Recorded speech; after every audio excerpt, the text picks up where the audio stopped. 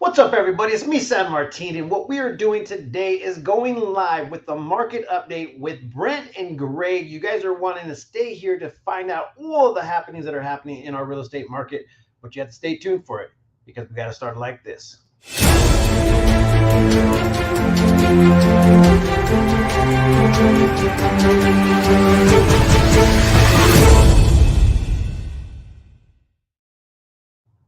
Did we lose Brent? NFM Lending and Brent Wofford. Yeah, well, hometown property group of Keller Williams. I'm just in from getting the latest real estate stats, so gotta get them hot off the press. That works, man. I'm gonna let you guys get to your business. I'm gonna sit here and watch, and if there's any questions that want to be announced, go ahead and put them into the comments. They are here live, and they can answer any questions as long as you guys put them in the comments. So with that being said, guys, let's get it started. Right on. Well, if you're just joining us for the first time, San did our introductions, right? I'm Brent, and this is Greg. I'm a real estate agent here in Prescott, and Greg is a lender here in Prescott. We're both local here in the community to serve you with all of your real estate needs. Reason we're here today is to bring you the latest stats on the local area. So we're going to talk about Prescott, Prescott Valley, and Chino Valley. Talking about real estate market stats, and then we're also going to cover what Greg's seeing on the mortgage side of things, and we're going to debunk some of the latest real estate headlines. So stay tuned till the end for that. And you want to say anything? I like debunking. Let's do it. All right. So let's dive into the stats first. We've got some fresh stats hot off the press. As you saw, it was just running in. Prescott, Arizona. So let's talk about that first. Home prices.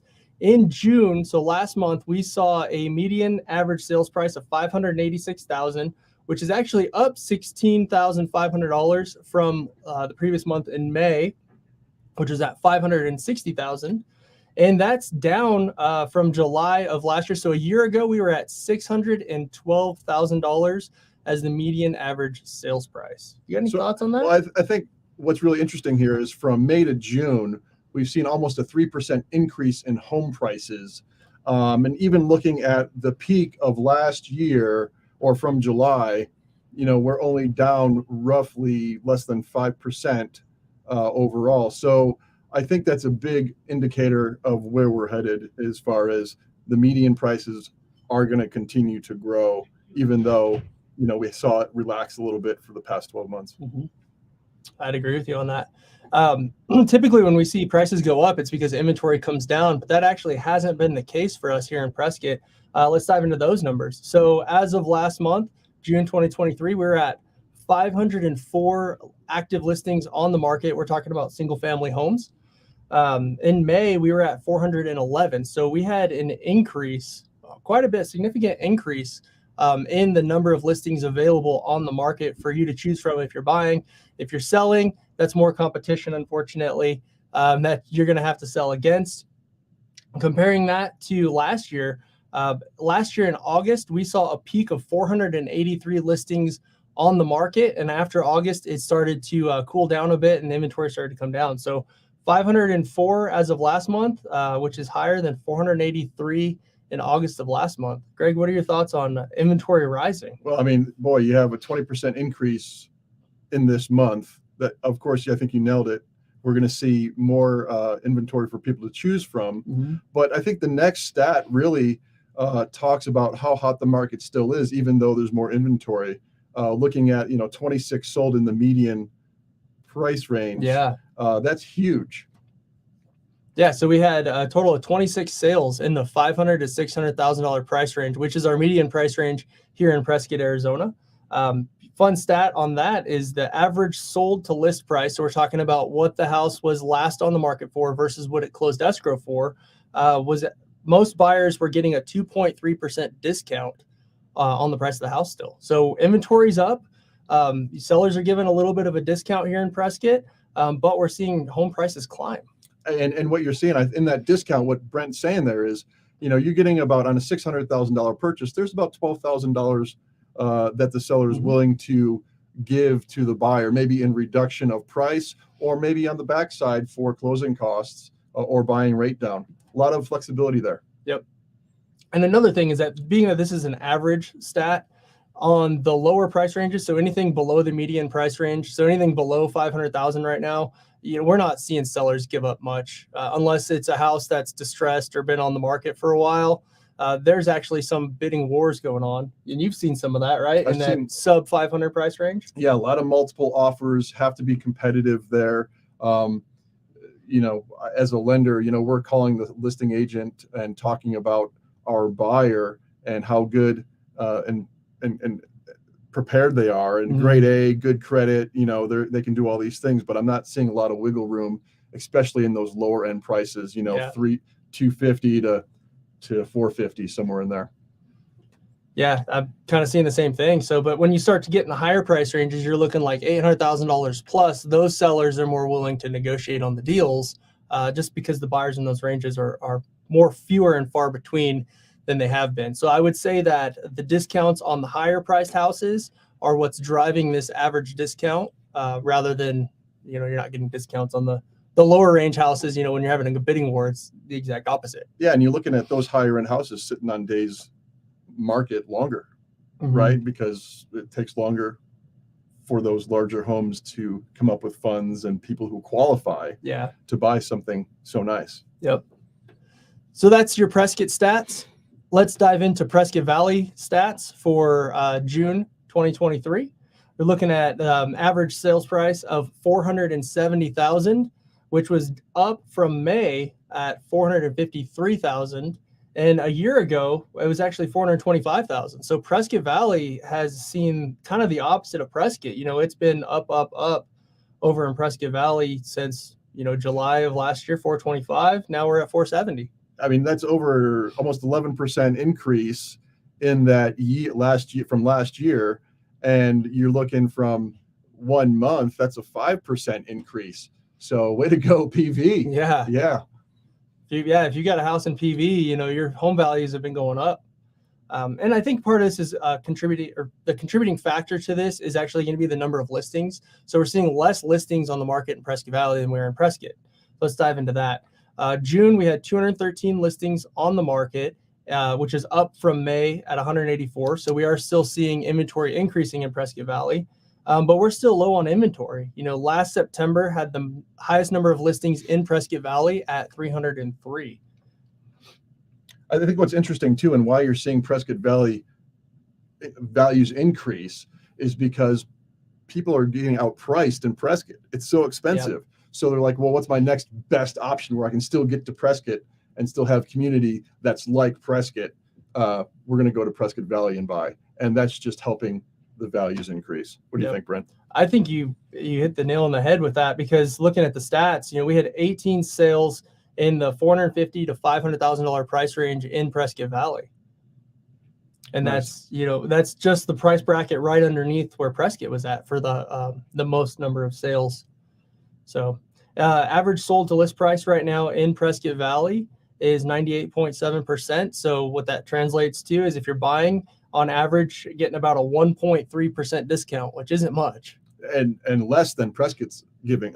Less than Prescott's giving. Oh, yeah. Up. So it stands to reason what's on the market is what you're going to be paying for, and there's not going to be a whole lot of give and take there based on these stats. Yep. And that's your summary for Prescott Valley.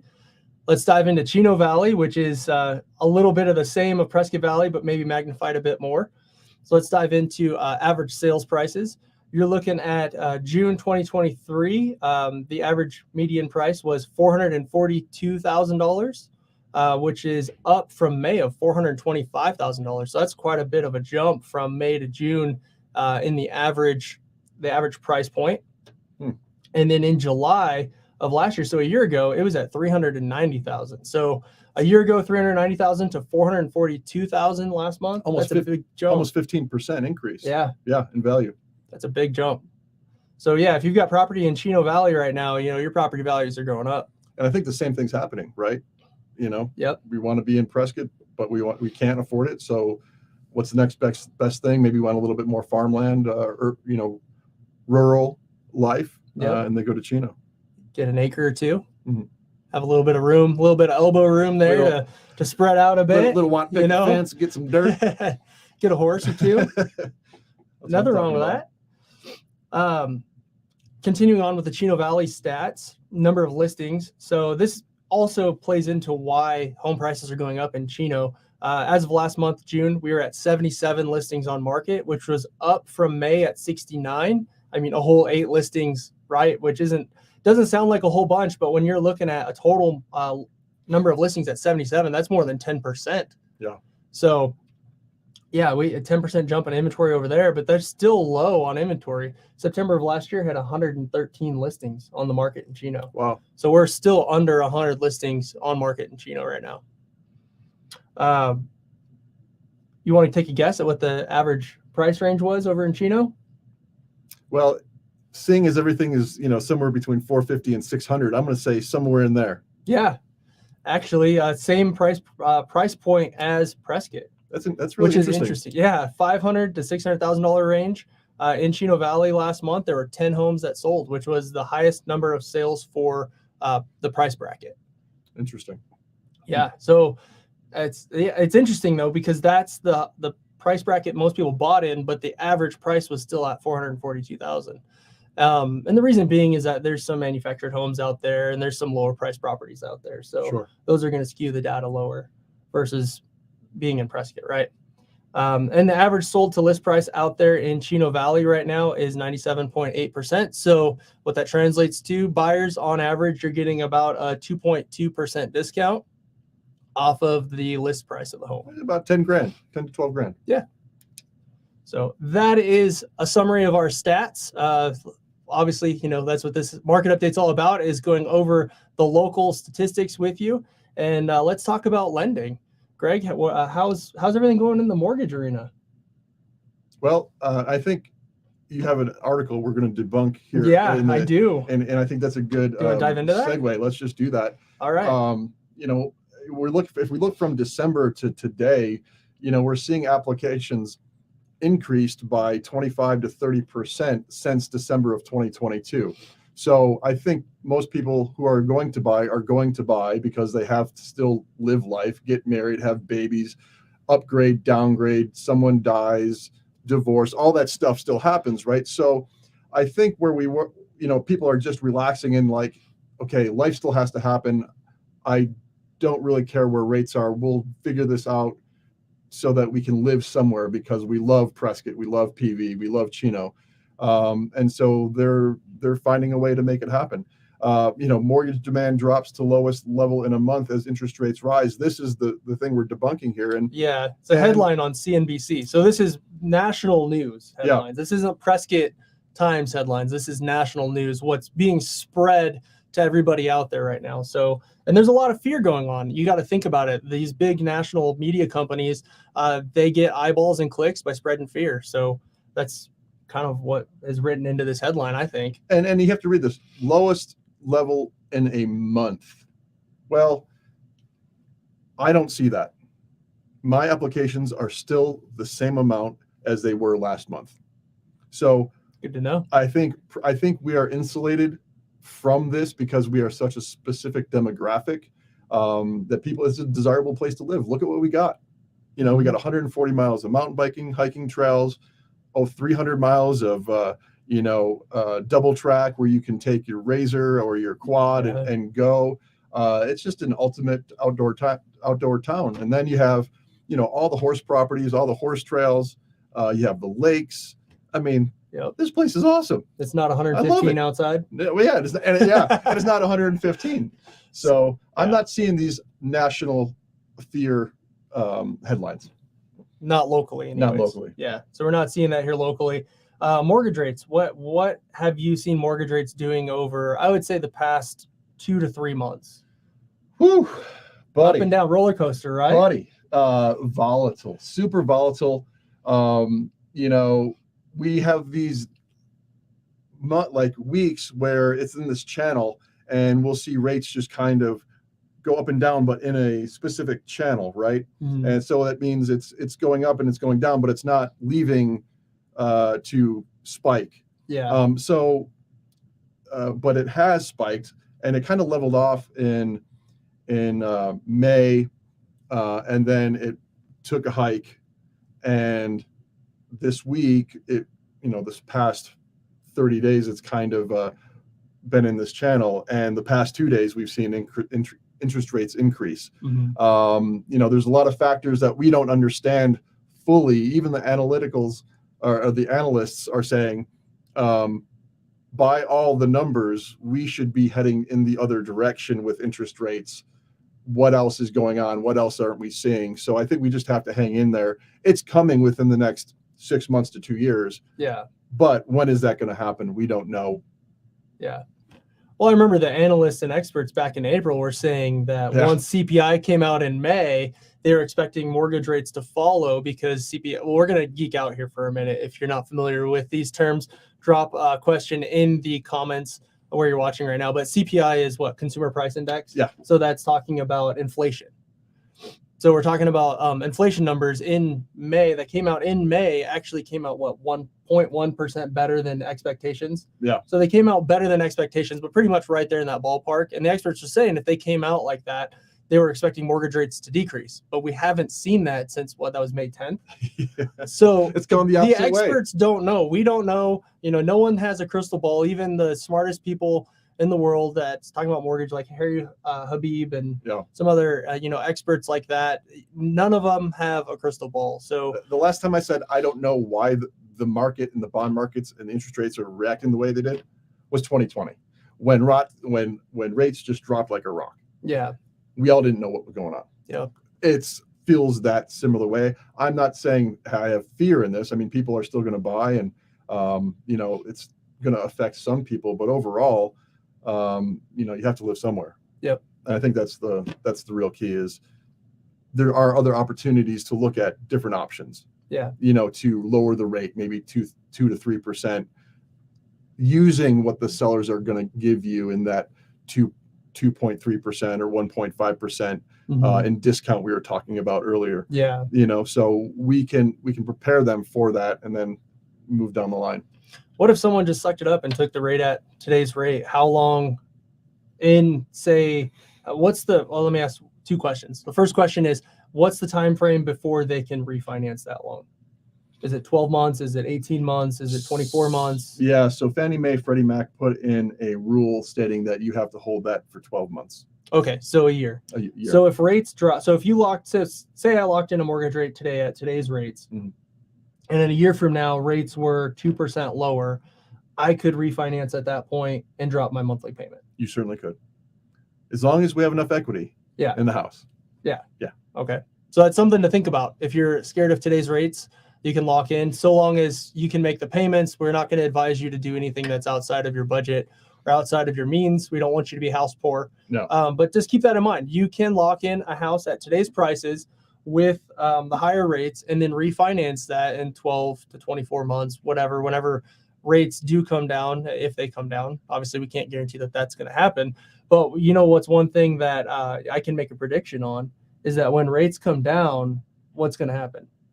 Oh, there'll be more buyers to the market. And what happens when more buyers jump in on a limited number of homes? Multiple offers, competitive situation, prices go up.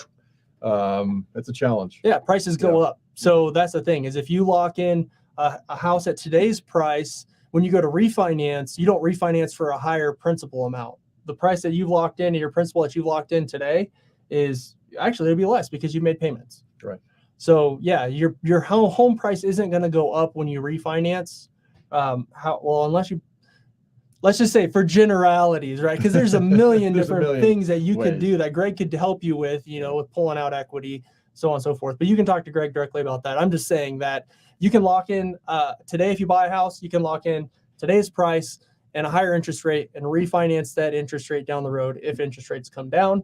But you can't change the purchase price. So if you go to buy a house in 12 to 24 months and the interest rates are, say, 2% lower than what they are today, you're likely not going to get today's price for that house. You're going to have to compete with other buyers, and you're probably going to pay, no one's got a crystal ball, but I'm just saying you're going to pay more. Well, I mean, we've seen that in the month-to-month numbers that it's been up, 5, in some cases 15% year over year. We had a slight dip, but we've already proven that even in a down market, we're seeing home values increase. Yep. So it just drives your point home. Yep.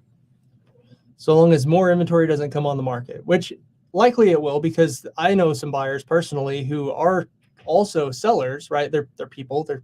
They're like us. They have primary residences that and they have homes that no longer fit their needs, but they don't want to jump into the market quite yet. So those clients are going to be clients that are going to sell their house in order to buy another one. So those type of clients that I have, they're going to be putting a house on the market, but then they're also going to be taking one off the market. Yeah. So it'll be a 1-to-1 on that. It'll break even.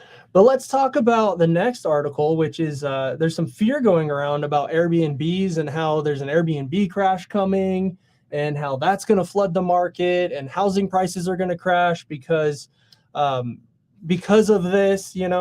Let's kind of dive into that for a minute here. Let's share this article. Well, I think a lot of things have to happen here, right? Because right now, if you look back 33, 34 years ago, there was a small baby boom that's going to last about 7 years. Guess what that was? The first-time home buyers' birth rates. Go back and look at the charts, or DM me, and I'll send you the charts. That has to be significant. There's a lot of first-time home buyers coming into the markets. So it's going to have to be substantial for this crash from Airbnb to happen. Yeah. Guess what else is also on the market? You have landlords getting great rents. Yep. They're not selling because occupancy is so high. It's not bringing more value, more homes to market. So this Airbnb thing really has to be significant to crash to affect the numbers. Yeah. I just don't see it happening. My take on it is that if Airbnb as a company, say them and VRBO, that whole market were to collapse in on itself, meaning nobody is renting those out anymore, how many of those investors are just going to turn them into long-term rentals? Right. Like the way these articles are being written about this Airbnb crash is saying, is assuming that every single Airbnb is going to be put on the open market to be sold as, as a property to be bought. No, investors are way smarter than that. They're not going to be like, oh, Airbnb is not working, let me just sell it on the open market. No. Let's say they did. Good. I have so many buyers in my database from people like you, Brent, that are waiting to buy. Yep. They're gonna be absorbed. I don't see this a problem. Good. Let it go. Yep. I have an Airbnb. It hurt my feelings. But good. Yeah. There are a lot of people that want to buy. Well, with your Airbnb, so just speaking from your own experience, if you were to get no more people coming through the door for Airbnb, which is not a realistic expectation, right? I mean, these charts that I've seen, I don't have one in front of me, but I've seen like a headline being, Phoenix is down 50% on vacancy rates or occupancy rates, right? So down 50% means that they're getting half the people to rent it that were renting it at one point.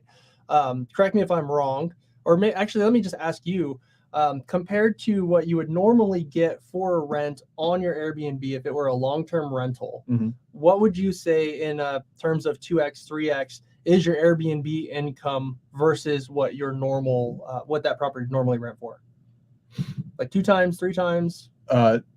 If you're looking at overall a year, I would say it's 2 times what you're going to get in net. Okay. Yeah. So you could rent it for $1,500. You're going to bring in about 3. Okay. So if your occupancy rate gets cut in half, what does your $3,000 do? Gets cut in half. Which is the same. You're still making your payment, or a long-term rental. That's the point I was trying to get at. Yeah. Right. So you're going to see even these people that are getting 50% vacancy rates, or 50% of the occupancy rate that they were getting, like Greg. If it goes down to $1,500, that's still they're still making money. It's not like these houses are just sitting vacant, smelling like whatever, right? And they're not being abused by a long-term renter. Yeah. They're being cleaned. And so what if they're 50%? Yeah. They're still making the payment. They're still building equity, and the house isn't being abused. So I don't see people just walking away and saying, oh, I'm going to get rid of my Airbnb because I'm down 50%. Yep. I don't see it. I could be wrong. Well, and I have been wrong.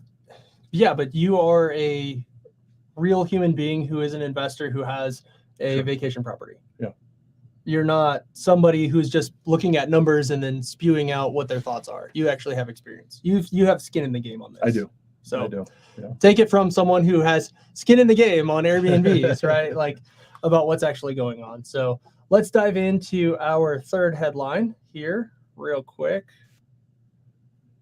And sorry, bear with me here. What's the next headline we're looking at? U.S. housing market defying crash expectations as supply shortage keeps prices high. Well, I think we've kind of just went over We that kind whole, of we talked about that. all of that. I think Yeah. looking at the Prescott area, and then and just looking at, you know, rates and you know, even the Airbnb data that we just shared a moment ago. I think all of that stuff still plays into this. We still don't have the supply chain we need and of affordable housing for folks. Yep. It's just not there. I feel like this headline is kind of helping them justify that the previous articles that these big news conglomerates have been writing about housing market crash coming, the market's crashing, housing Like this is an crashing. offset. This is like an offset saying like, Yeah. oh, well, we didn't expect that, you know, it's market's defying the crash expectations. We expected it to crash, Greg, and it's not crashing. You know, it's the supply shortage. It's not that we were wrong. Yeah. It's the supply shortage. Yeah. We've been in the business for a long time, and we've kind of, and I've been seeing it since COVID. Like, yeah, we had a huge supply shortage after COVID, and we've still never recovered. You know, we don't talk about it too often on the out-facing side, talking to, you know, y'all as the consumers and as the public about it. But we have a stat that we look at regularly. That's we call it the supply stat, right? We're looking at what's called months of supply. So in real estate, if we have enough houses on the market to supply buyers for 5 to 6 months, or 5 to 7 months, I'm sorry, of inventory, meaning that, think about it this way, on average, one buyer should have 5 to 7 houses to choose from that they're not competing with another buyer on. If that's the case, then we are in what's called a balanced and healthy market. I can't remember the last time I saw 5 months of inventory before COVID. I mean, even with the 2010, right now, it wasn't even balanced. No. So, you know, I don't know. Yeah. And even with Prescott being over 400 now, I did run that number and it was at like 4.2 months of supply. So we're creeping closer to that equilibrium point, but we're not there yet. So based on the numbers, technically, we are still in a housing shortage here in Prescott, even with the inventory being up. Which drives prices. Which drives prices up. So that's why we're still seeing prices go up, you know, but we are seeing discounts on houses, and it's just, yeah. Anyways, we went through all the data on that. I'm not going to dive back into the data. Rehash that. I could get stuck in that for an hour. Right. So, but yeah, those are some of the headlines we wanted to go over with y'all. We just wanted to let you know how national headlines are affecting or are not aligning with what we're seeing here in the Quad Cities area. So I think that's a wrap on our market update. Thank y'all for joining us. Greg, do you have any final thoughts to share? Well, keep it classy, Prescott. And we'll catch you all next month. Remember, first Tuesday of the month is when we do the market stats here live on the Prescott Times. Thank you so much, San Martin Rodriguez, for allowing us to come onto your platform and to share the news.